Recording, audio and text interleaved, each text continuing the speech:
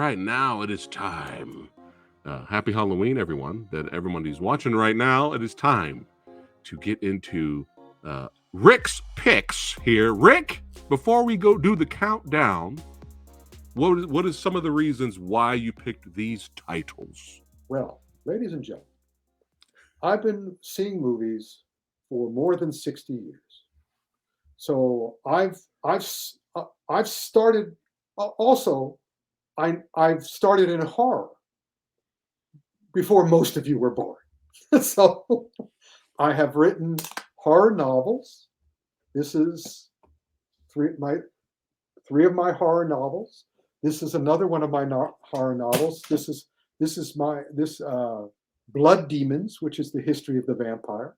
I have also written an entire horror section in the world of exploitation films.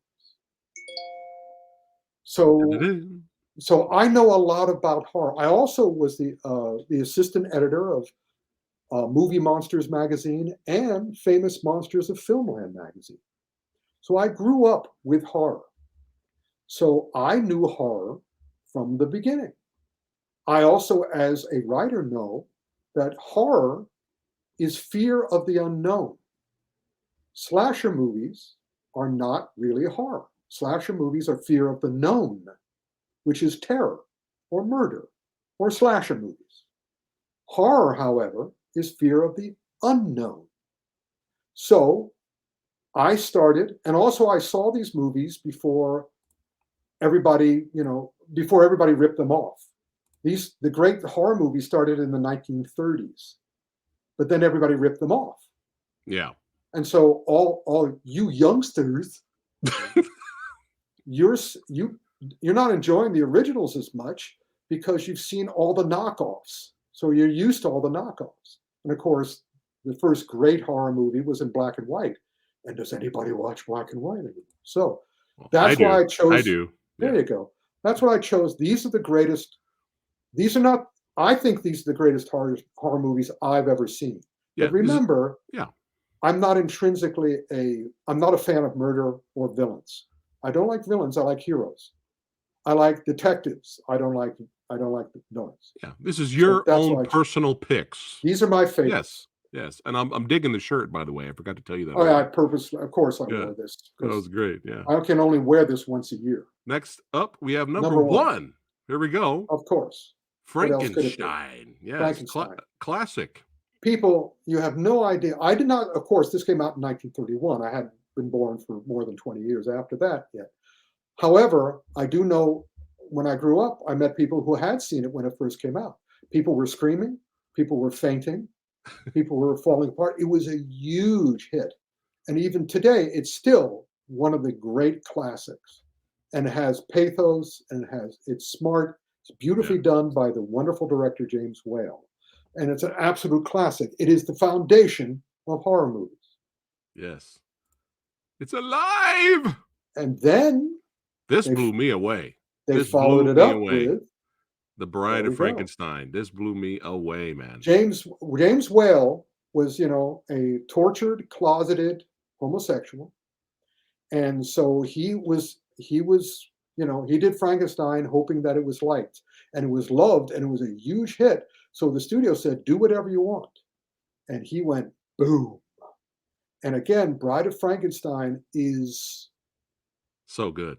It's just outlandish, hilarious, frightening, hilarious, sad, tragic, amazing. It's a black comedy. Yeah. We belong dead. Yes, so good. And this one, speaking of legit, horror of Dracula, man. I saw Dracula at the same time that I saw Frankenstein.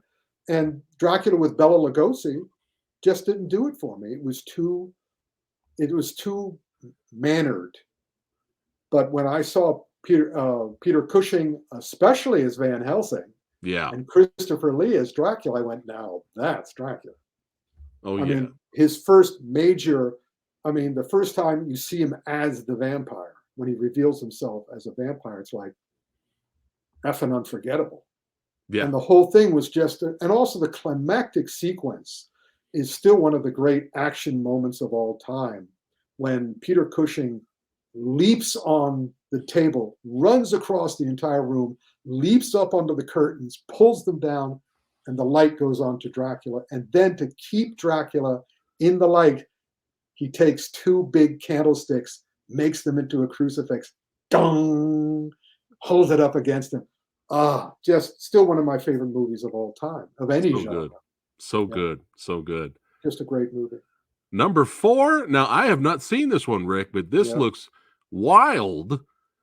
The Devil Rides Out. Look, I'm sold. I'm sold already. Christopher And well, Lee. you should be. Now, this is the reward that Hammer Films gave Christopher Lee for playing Dracula. He says, now you get to play a hero. And Dennis Wheatley did this series of books about a supernatural detective, a supernatural doctor, someone who investigates. And that's my favorite kind of horror movie, where it's not just anything goes and let's just find ways to kill people. Because a matter of fact, my 3 novels, my books of the undead, were all about correcting horror movies that left me hanging. And basically, the thing I loved about Living Hell is I talked about the actual situation in religion and in the supernatural. And that's what The Devil Rides Out is all about. It's not just the devil can do anything. It's also the great character that Christopher Lee plays finds a way to do the correct thing to keep evil from winning.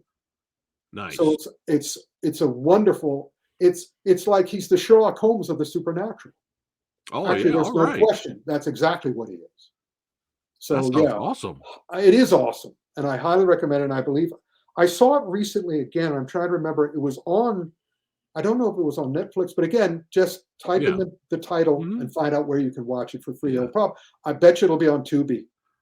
Yeah, there you go. Along with Horror and Dracula and everything else. Yeah, again, I'm sold on the poster too, like pretty much for sure. It's a great movie. Nice. It's going on the list. Now, Rick, when I reviewed this many years ago, I was a little tipsy. I was drinking the sauce. Okay, I was a little tipsy. But I understand. I totally get why people think it's a classic and why people really liked it. Mm-hmm. I thought the finale was hilarious, but I understand. So next pick is Don't Look Now. Again, you are a perfect example of what I was talking about. You had seen all the other movies that came afterwards. So by the time you got to this, it didn't have the power. Also, you didn't see it in the cinema, did you? No. I saw it when it came out. This is Nicholas Roeg. This is an astonishing movie about the nature of the devil inside of you. This is all about trusting yourself and the terrible horror that can occur if you don't. And it also has one of the great sex scenes of cinema. Yes. The most realistic looking sex scenes in cinema. Apparently it was real. But what? Apparently it was. That's the rumor. But wow. It also is a story. It is a beautifully made movie where every single shot adds to the aura. Yeah. And I saw it. I will never. This is one of the great theatrical experiences I've had in a movie theater. Wow. Along with 2001: A Space Odyssey and Dr. No and stuff. It was in the movie theaters, and it just permeated my soul. And the ending, when it happened, came as a, oh my fucking God. Yeah. That's the price you pay. I mean, basically, to explain it to you, that was his inner demon. Yeah. Yeah, I understand everything. I get it. Yeah. But at the time when I watched it the first time, I was drinking a little bit. Yeah, it was too late. I saw it when it came out. Yeah. And it was just like, pretty astonishing. I don't regret buying it though. I don't regret buying it. It is the only. When I revisit it, yeah, I may like it a lot more. I think it was the first work of horror art. It was it was cinema. Also, I loved it because it's one of those movies like Memento that could only be done as a movie. You couldn't put this on stage. You couldn't do this as anything other than a movie. Right, right. And so it worked extremely well for me in that respect as well. Yeah, yeah. There's a lot of fans for that Yeah, film, but it's a great this one's a great pick, Rick. I Yep. love this movie. It blew me Okay. away when I saw it for the first time. The Exorcist, man. Another work of Man, cinematic art. Yeah. Yes, The Exorcist. so good. Yeah, it's a classic. It's again about the nature, not necessarily of the devil, but certainly about demons Hmm. and their power. And it's also just beautifully, beautifully done. It's just so good. Max von It's Sydow. so good. Yeah, it really is great. Well, I have to ask you now, since It's this is legit. one of your this is one of your picks. Yeah. The Exorcist Believer film that's in the theaters right now. Are Yeah. you interested in checking that out at some point and talking about it? Yes. Okay. I have it. I have it to see. I haven't. I chose not to watch it this week. Okay. Why is that? I'm overdosed. Oh, okay. I watched a bunch of. I mean, I was so happy with Saw X and Totally Killer that I didn't want to fuck it up by seeing something that just pissed me off. Yeah. Nice. Copy that. Yeah, Exorcist is great. Oh, it's so good. So good. Did you see that? Did you see that in theater too? Oh yeah. Oh man. Oh, Was yeah. the crowd tripping out? Oh yeah. I mean, I'm trying to remember where I saw it. I could have sworn, I remember seeing it alone, but in a theater. Oh, I think what year was it? Tell me what year it was. For The Exorcist? Yeah, I think it was 73. I'm gonna look it up right now while you're talking. Because I'm pretty sure I was working at a movie theater in 73. Mm-hmm. Yeah, I was working at a movie theater in Orange, Connecticut, and so I saw it alone in the theater. Oh God. Because also I was not a protege. I was learning how to be a projectionist, 35 and 70 millimeter projectionist. So he showed, so I was able to rack it up and show it to myself, and it was like, it was just amazing. Such a great movie. Next up is Lady Fat Blood's one of her favorite horror films of all time, Carrie. She has good taste. Look who she married. Yeah. Oh, thank you, sir. Thank you. Yes, a great movie. So good. I was so disappointed with the remake. Oh yeah. Yeah, like they missed what was special about this movie. You can't just redo the scenes and that's it. I'm not crazy about Brian De Palma, but to my mind, this is his best movie. Wow. Yeah, just classic for sure. Next on Rick's list, Alien, another favorite, Lady Fat Blood's favorite and mine. Great science fiction film, great horror film. Yeah. Yeah, and also I was on the set. Oh, so that's right. Yeah. So it was hard for me not to. But no, I've been on the set of a lot of stuff that wasn't as good as this. Right. I'm just very unhappy with what Alien has become. I get you. The most recent Alien, I thought, was one of the most hateful things I'd ever seen, and I was very, very unhappy with it. I agree. I agree with you. Especially because, were you blown? I mean, like, obviously you were blown away, but the audience's reaction when this came out, like, well, I saw since we had done. I was the head writer of the official Alien tie-in magazine. Oh, that's right. And I had held the alien head in my hands, and so I knew so much about it already. I thought the movie was just terrific, but nothing blew me away because I knew everything that happened. Right. Yeah. I talked to everybody. I saw all the spoilers. Effects. Yeah, you saw that. Yeah. So it was but it was so thrilling and so exciting and so well done. When I put it all, I was at the screening, the New York premiere, the cast and crew screening. Yeah.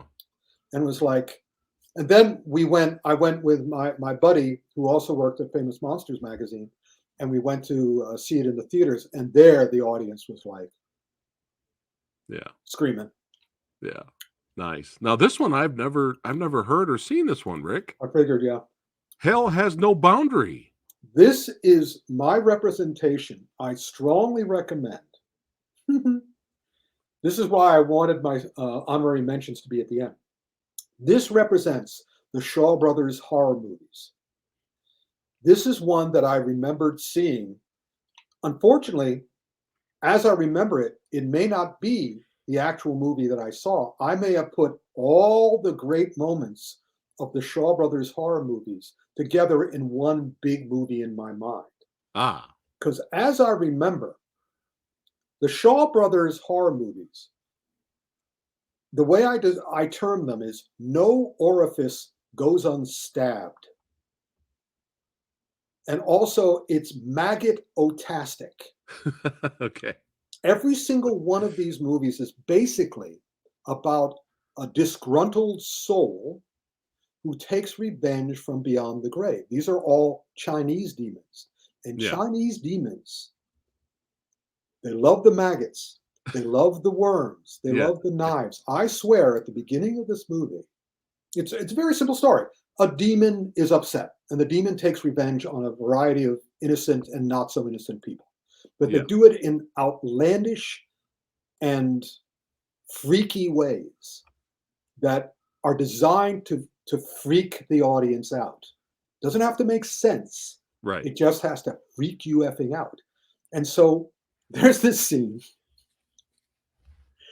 These were all done on location. These aren't on sets like the kung fu movies.